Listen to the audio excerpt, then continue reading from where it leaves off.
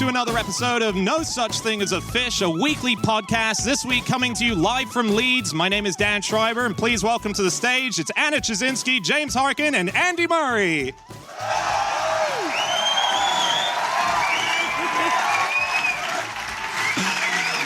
And once again, we have gathered around the microphones with our 4 favorite facts from the last 7 days, and in no particular order, here we go. Starting with fact number 1, and that is my fact. My fact this week is that Tchaikovsky used to hold his head when conducting because he was afraid it would fall off. So this is apparently, he used to get so nervous when he was going on stage and there was so much going on in his head that he genuinely thought, no, this is definitely going to fly off halfway through the gig. So he would sit there, or stand there rather, and have his hand just resting. Yeah, I thought that it wasn't true, and I went on the internet, and a few people said that they thought it wasn't true, but then I found one of his best friends actually said that he did do this, so... Although, lest you trust Dan too far, when you first told this to me last week and you told me where you'd read it, it was in a book of fiction, wasn't it?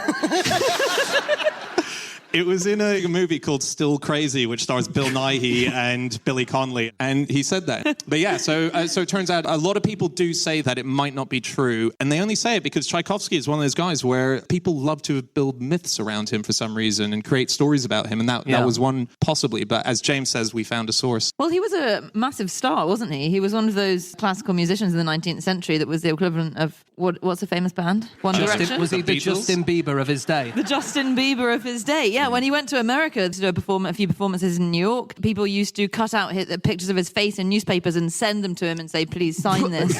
And which is really creepy, but whatever. God, for a guy who thinks his head's going to fall off as well, to get it. Yeah, you're right. That was harsh. It was harsh. He was a troubled person, but I think the clues were there. So when he was first going to America, he was writing this diary of questions he had to ask when he got there to make sure that, he didn't screw up or die. And there were 3 questions, and it was, is it safe to drink the water? Fair question. Where can I do my laundry? Fair question. What sort of hats do people wear? Oh, wow. But that's interesting, because his death is to do with a glass of water, isn't it? Yeah. Really? Supposedly, yeah. He supposedly died of cholera, didn't he? Yeah. That's what they think, although maybe he committed suicide. Yeah, they're not sure. Or it might be that I think, because he was really paranoid about about clean water, as evidenced by his to-do list when he got to America, really paranoid about cleanness of water his whole life, and then he suddenly drank a glass of tap water in the middle of a cholera outbreak, so people think maybe he did that on purpose. There was one other time when he supposedly tried to commit suicide by walking into the Moscow River and trying to catch pneummonia that way. Yeah, It's unusual, isn't it? Evelyn Waugh tried to kill himself by swimming out to sea, but then he got stung by a jellyfish. And Really? he didn't like that one bit. So I think he thought, dying's probably even worse than this. So he swam back. That was before he wrote anything as well. We wouldn't have any Evelyn Waugh written on that. I started reading something about Tchaikovsky, which is that he always had this kind of slightly uneasy relationship with the sound of the violin because, as a child, he had this nightmare that he was being rubbed against a block of, rosin, the stuff that they... Oh, really? What do you do? Yeah, and then I realised this was a humour piece from the New Yorker. This was not true. All the other stuff about Tchaikovsky is so crazy that you would think... Yeah. It does kind of sound like it could be true, doesn't it? Yeah. He once went to Berlin Zoo and saw a boa constrictor being fed a large rat. A boa constrictor.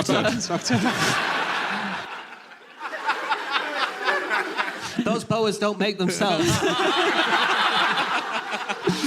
A boa constrictor, yes. A boa constrictor being fed a large rat, and he screamed, ran away, started shaking all over, and he had to be in bed for a week. Wow. Pathetic. So this thing about his head falling off is kind of an example of what they call glass delusion, isn't it? Yeah. It's a really popular delusion for about 300 years. Glass had become like this massive material that everyone was using, and it was almost a standard mental issue of the day that people had, that they thought they were made of glass and they were going to shatter if they fell over or whatever. And then it got replaced by cement delusion a bit later. Really? Yeah, it did. Cement delusion was a real thing. But when was cement invented? Well, the Romans made cement. They did. They made a okay. kind of cement that we don't really know exactly what it was anymore. But the real kind of proper time that cement was really popular was the 19th century, and that's when cement delusion came in. And actually, it always seems to be that people get deluded by whatever is the main kind of technology of the day. So Right. people think that the internet's out to get them or whatever. And there's one, last year was the first ever known case of climate change delusion. Wow. And it was where a guy wouldn't drink any water because he felt guilty about taking it from the earth. Wow. Yeah. Well, maybe if we all had that attitude, we wouldn't be in the pickle we're in. King Charles VI of France. Charles the Mad, wasn't he? Well, he was known either as Charles the Mad or Charles the Well-Beloved, which suggests the PR people found out about the first nickname.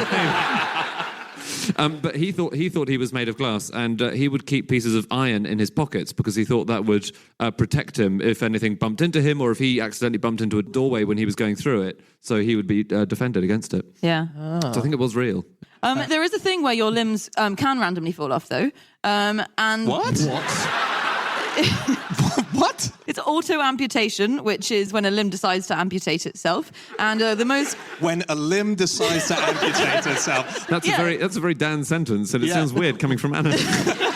The most common form makes it sound less dramatic. The most common form is dactylosis spontanea, which is when your toes spontaneously fall off. And they don't know why this happens, but it's like a ring of tough tissue forms around the base of your little toe. And weirdly, when it happens, it usually happens on both little toes at once. And it starts squeezing and squeezing your little toe. And eventually your little toe falls off. And they don't know the cause of it. And so eventually it's hanging by something called a pedicle.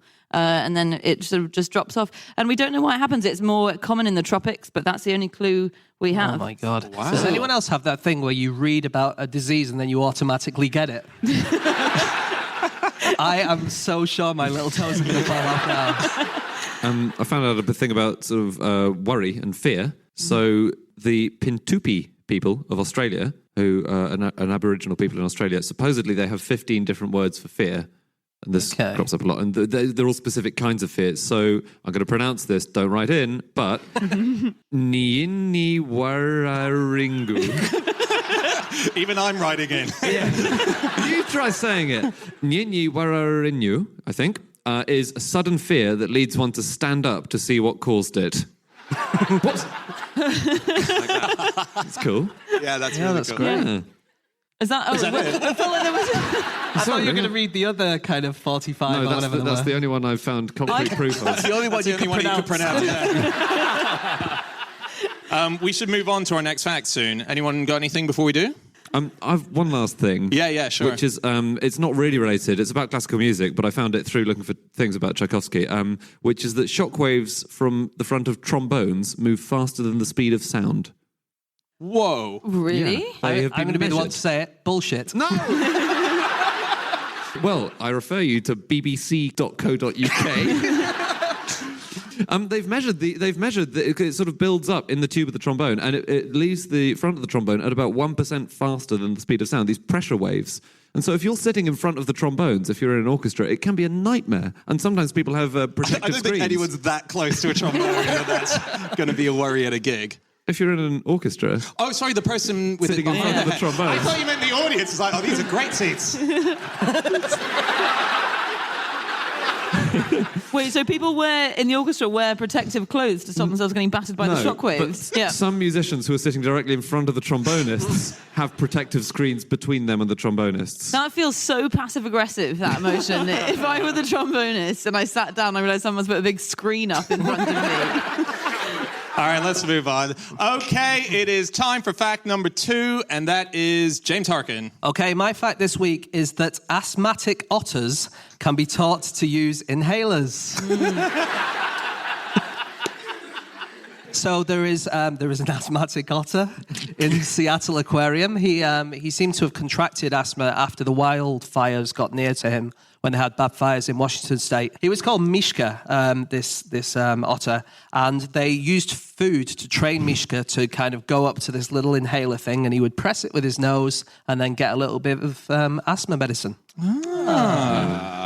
Yeah, It is the most adorable fact of all time. It really is. That's so I quite like the whole thing of offering food to get them to heal themselves through a bit of medication. There is another otter that I read about called Eddie the otter.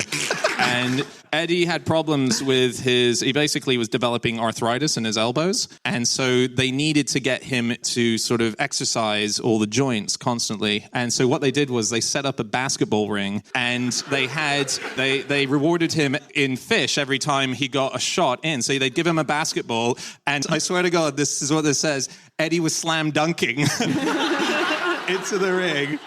He was loving it. And he's now got a contract, hasn't he, with the NBA? Yeah. Speaking of otters that could be 6 foot tall. Oh, yeah. There are giant otters in Brazil, in the Amazon. There are otters that are up to 6 feet long, and they're called giant otters. Yeah. So there are only 5,000 left, and in captivity, they have killed people who fall into their cages. They'll get you. Killed by an otter. Yeah, but a huge otter. They're really powerful looking things. They're also they can be really vicious though, or so they can attack. Outside of killing people, they can also... That is the tip of the iceberg.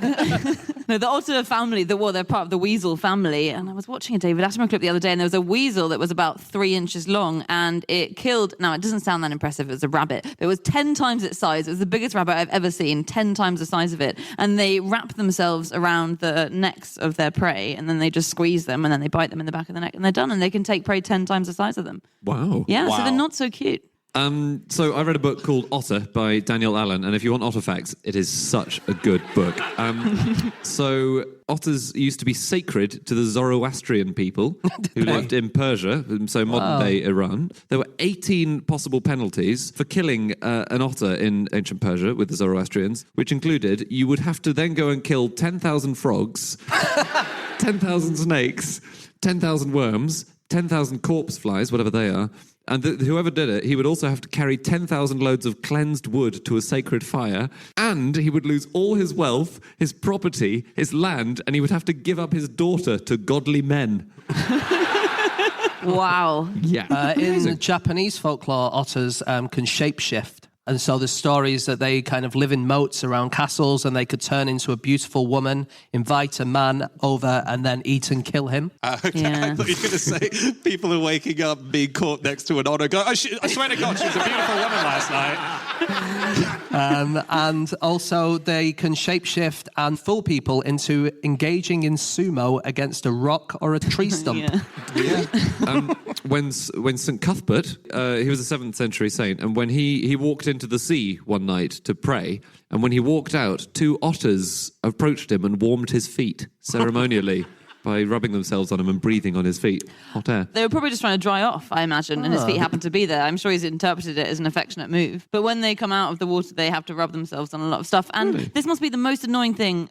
Coastal otters who live in the sea, every time they are in the sea and then they come out of the sea, they have to then go and have a shower in fresh water somewhere, because if they keep the salt on their fur for any amount of time, then it ruins the waterproofing of their fur. Wow. So they live in the sea, but every time they get out of the sea, they have to find some fresh water immediately and wash the salt out of themselves. Oh, wow. How annoying is that? Yeah. Do you guys know the surface area of an otter? I mean, roughly, Obviously. So what would you say? about 1 square meter. No, including the hairs. Yeah. Wait, the surface area? Well, Yeah. if you So take if you total include the surface hairs. area, including the hairs. Yeah. And I know that they have 70,000 hairs per centimetre squared, so a quick bit of calculation. Let's say they're about 10 tennis courts. 1 million car parks per otter. No, what is it? What the is size of Wales. It's about the size of a hockey rink. That doesn't have... That's great. I want you to say like the size of a shoe or something. I don't know. But yeah. So they've got more hairs on them than any animal in the animal kingdom. So if you had to go total surface area, the size of a hockey rink, which is That's pretty nuts. amazing. Yeah. I read that the sea otters have the densest because they spend their whole lives basically in the sea. They mate and they eat and they sleep and they feed. They spend almost all their time floating on their backs, and they have up to 165,000 hairs per square centimetre. That's the densest you get. But I think that's more than a human has hairs on their head. One thing that's interesting about sea otters is they use tools. So they can get stones and they can crack open shells to get the food inside. But there are people whose job it is to be an otter archaeologist. And they want to go and find the tools that the otters use so they can see kind of how they've evolved. So a normal archaeologist would go and find old human tools, but there are people looking for old otter tools. That's cool, isn't That's it? really cool. But the problem is that a stone, after they've broken the thing, they just kind of drop it to the bottom of the ocean, and it just looks like a stone then. Yeah, it's not like now they have spanners and seed drills and stuff, and we need to look at where they started. We're not going, wow. We all have to start somewhere. Yeah. Well, so how does a single archaeologist able to So what they come do back now is, because they can't really work out which stones are used by otters and which aren't, they get like... They guess. They just get some stones and say, probably these. No, what they do is they get like old ancient otter skeletons and they look at the teeth and they see whether they've used if they had to use their teeth to open the shells, then they'll be cracked. And if they didn't have to use their teeth, then they won't be cracked. And so you can tell when they started using tools. Wow. That's amazing. They also they smell we think they smell in quite an incredible way because they can't technically smell underwater. The water stops the smell particles from being able to get to their nose. So what is thought that they do, what we've seen them doing is they blow a snot bubble out of their nose while they're underwater, and then they blow it out towards what they think is some prey, and then they immediately suck it back in again. So they get the scent of the prey into the air in the snot bubble, and they suck it back in and they can smell it. No way. That's incredible. That's apparently what they're doing, and that's how they smell if it's prey they want to eat or if it's just a bit of rock. That's so cool. We should move on to our next fact very soon. Anyone got anything before we do? Some stuff about asthma very quickly. Yeah. Yeah, sure. So Thomas Penny, who was an English entomologist, thought that if you took crushed wood lice, that would cure asthma. Something that actually can cure asthma is roller coasters. Or it can't cure it, but it can relieve the symptoms. It can make you forget about it for 3 minutes. Yeah, this is it's an Ig Nobel study actually, and they check people's kind of breathing, not breeding. Not on a roller coaster, James. The bars are down. 3 minutes, that's about right. So they checked their breathing ability before and after, and just before because of the stress of going on the roller coaster, it got a bit worse. But then afterwards, somehow the pleasurable stress seems to have kind of relieved the symptoms of asthma quite a lot. Really? Which is quite good. Good tip. Yeah. Just on difficulty breathing, otter mothers teach their kids to swim by doing what all of our parents did when we learned to swim, which is just like forcibly ducking them underwater. In order to make so baby otters are born not being able to swim, and that you can watch videos of mothers training otters, and they drag them from the rocks into the water, and then they pull them along behind them, and then they let go of them, like when you're riding a bike for the first time, and they sort of start sinking a bit, and so the mother has to go up and get them, and then to get them used to being underwater for long periods of time, they just like duck these baby otters underwater and hold them You've there. had some very difficult experiences growing up. My dad was an otter. Okay, it is time for fact number 3, and that is Chazinski.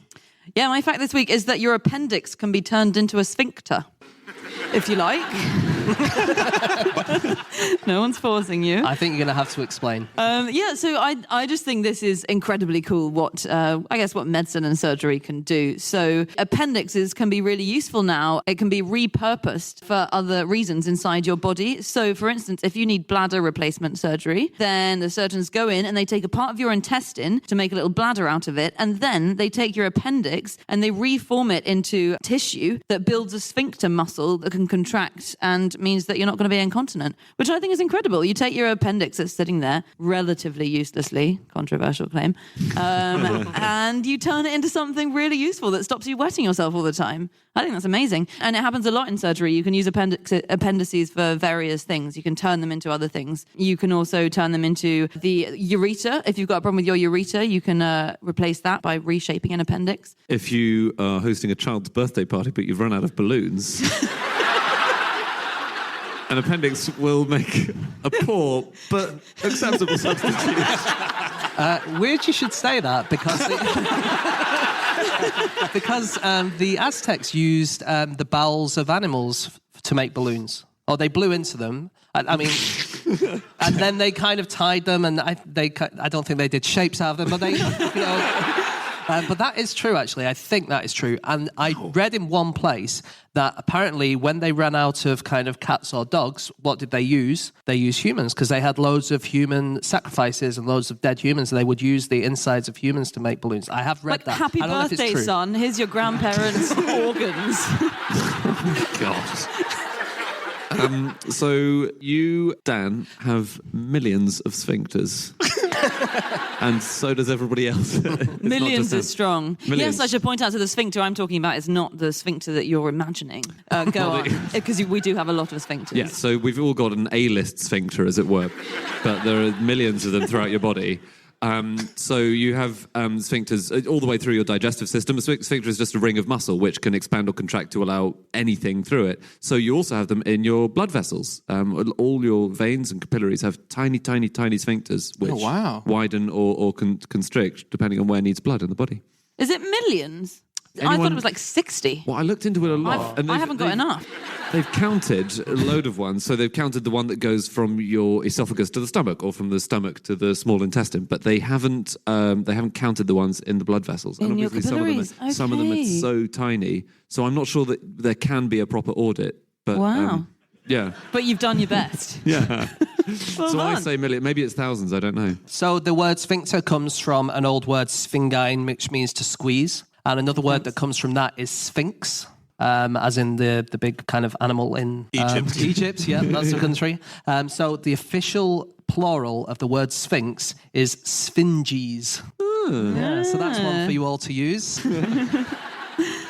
Sphincters are blowholes, whales' blowholes, sphincters. Yeah, Yes. any kind of muscle that kind of contracts. An elephant's trunk. Your eyes. Your eyes. In your pupils, the muscles which can allow your pupils to expand or contract, their sphincters. And you have two in Uranus. Really? You have Inside and out. You have an internal one which is involuntary and an external one which is voluntary. In most cases. Also, koala pouches are like kangaroo pouches, but they're upside down, which feels like a design flaw.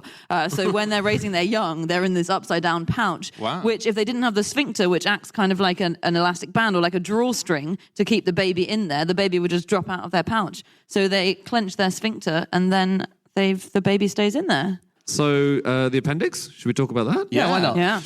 So lots of theories. We didn't know about it until 1522 because in the ancient world, the Dr. Galen, who was just the doctor, and his stuff was the only really anatomical stuff we knew about until the 16th century, he only dissected monkeys, and monkeys don't have an appendix or appendices. Do they not? Yeah, so that's why we didn't know it existed. Wow. Yeah, although what happened when it burst? Presumably people would have get appendicitis. Yeah, people got it. But and they just didn't know what it was. No, exactly. Right. That's really 'Cause cool. dissection was really a big no-no, as long as you weren't an Aztec, I suppose. There's a thing I read today about when Australian explorers go to the Arctic, they have to have their appendix taken out. So it turns out that that's not necessarily true. They do encourage it. But there is, Werner Herzog made a documentary about the people who live out there and the ones who choose to stay out when it goes into the real inaccessible months.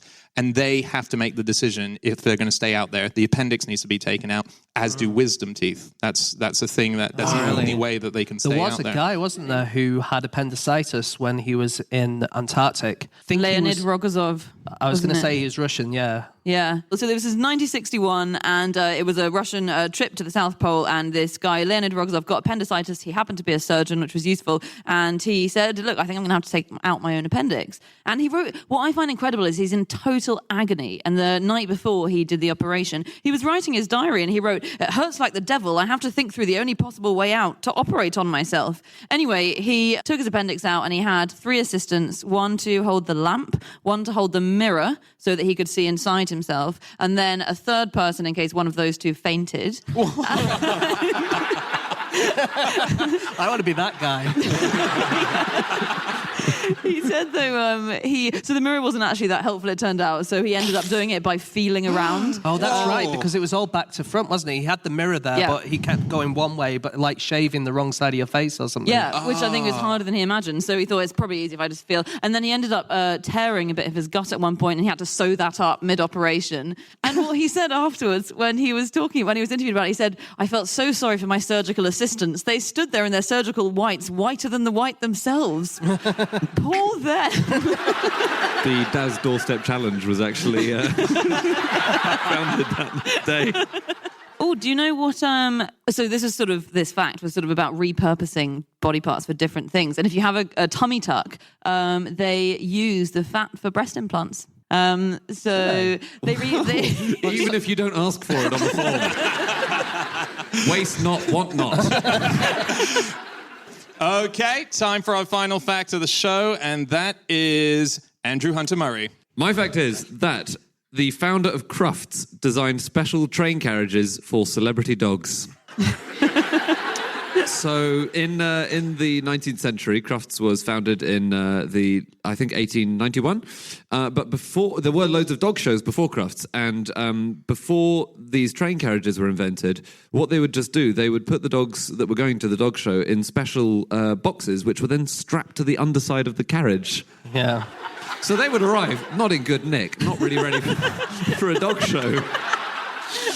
So he designed these special deluxe train carriages for dogs, and they had a row of kennels inside, and they had zinc flooring, and they had water troughs, and they had drainage, and they had 2 seats for attendants, so like cabin crew. Is zinc flooring the height of luxury? I dream. I aspire. I don't know. Maybe for dogs, or for maybe it's seen as cleaner, or maybe it was then. Yeah. The guy from Crufts, Charles Croft, was he kind of a showman or a dog biscuit manufacturer? Or He was a dog biscuit manufacturer. In London, there was a very famous building. I think it was the first ever dog biscuits factory ever, and it was called Sprat's. Okay. And that's where Charles Croft worked. He started there, and he was working on the biscuits, and he was so good. He had ideas about marketing, and he turned it into the first sort of major brand of biscuits. They put logos on it and so on, so people knew about it. Yeah.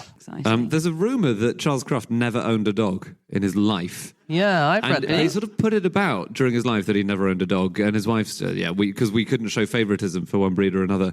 And then in his posthumous memoirs, it turned out he had a St. Bernard. Yeah, he had a massive St. Bernard, didn't he? Yeah. That sounds very rude. Quite hard to hide the dog. I'm surprised he kept it secret so long. That's very true, yeah. So Croft was a genius at making money, basically, and putting on these big shows and putting on even bigger shows and just like really exploiting his audience and his market. So I read that this was what he did in the early days of Crufts. I'm quoting here. He introduced a system where competitors would pay to enter their dogs and make additional payments if they wished to take the dogs away each night of the competition, and then pay again if they wanted to take them away early on the final day. Whoa. So basically, it's not free to enter or leave. God, did many people run out of money and just have to leave their dog there forever? Yeah. Is there a huge lost property office of dead dogs that are 75 years old? I just think that's an inspired system. Yeah. Impressive. Right, yeah. It also applies here tonight, guys. So, Croft also Charles Croft, the guy who founded it, also founded a cat show. Did you know that? Did he? Yeah. Really? But quoting from, I think, his Oxford Dictionary of National Biography entry, it failed to live up to commercial expectations. Yeah. It doesn't feel like cats would like to be shown, does it? No. Oh, I read a thing about cat shows, and there was a lady who was giving advice for this. There is a cat show called the Supreme Cat Show, which is such a good name, and she enters cats for it all the time. And she said the main grooming things are brushing the coat through with a comb, making sure the underarms and the bikini area are combed through. What? Oh my God. And washing the cat's face. But it's pretty weird, yeah. Wow. Do you know? So the prizes in Crufts are really small as well. Do you know the maximum prize, cash prize that you get? No. It's £100. So it's really? it's a token thing. Yeah, right. You also get a big silver cup, but you're not allowed to melt it or anything. But And a lot of royalty have won Crufts, haven't they? A lot of royalties. Do they come in disguise? Queen Victoria entered as a Shih Tzu and won many years running because everyone was too afraid to say that's the Queen. And so you can make money from endorsements and from pimping the dog out for stud or whatever. I don't know what it's called, but they have sex with other dogs and then you get better dogs. But do you know what the prize was in the first modern dog show, which was in 1859 in Newcastle? No. The prizes were all guns. It was a really rural farming-based competition. There was a cattle show, and they said, "Why don't we add a dog element to this cattle show?" And so the prizes were all guns. Do you know if you get a train in the UK that you don't have to pay for your first 2 dogs to come on, but your third one you do? Yeah, so you get 2 dogs free, and then your third one you got to start paying. Really? Yeah, and every additional dog you bring on. Yeah. But I read Really? also that if any other customer objects to its presence on the train, you are obliged to move it to another area, according to bylaw 16 of the... Oh, yeah. Try saying that when the pit bull's got its teeth in your leg. I object to this, according to bylaw 16. I just have a cool train, if you want to hear it. I have a cool train. What are you, 6? So the Schienen Zeppelin in 1931 was a German train, and they wanted to make a super fast train. And what they wanted to do was put a huge propeller on the back of the train, and it would go super, super fast down the tracks. It's a brilliant idea, but it never went past the prototype stage because they found out that the propellers would kill people who stood too close to the tracks at train stations. Oh, my God. I've read there's a new idea of most complaints that come about the way that trains function. One complaint is the fact that too much time is lost when they're trying to when they stop at a station and people are getting on and off. The other one is about internet access. So one of the plans for a new train that they've been designing is to design a train that never stops but still picks up passengers. Oh, yeah. Yeah, it's incredible. So it just goes high speed. It's just high speeding along. And then what they do is everyone boards another train and the other train chases the train that's going to the place, docks onto it. Everyone casually walks over, docks off it, and goes back to the station. That's one proposed idea for a new train. Well, it sounds about as sensible as James's massive slicey fan. Okay, that's it. That is all of our facts. Thank you so much for being here. If you'd like to get in contact with any of us about the things we've said over the course of this podcast, you can find us on our Twitter accounts. I'm on @Schreiberland, James @Egg-Shaped, Andy @AndrewHunterM, and Chazinski. You can email podcast@qi.com. Or you can go to our group account, which is @QI Podcast, and also go to our website. We've got nosuchthingasafish.com. That's where you go, and we have all of our previous episodes up there. Thank you so much for listening at home. Thank you all for being here at Leeds. That was awesome. Thank you so much. We'll see you again next time. Goodbye!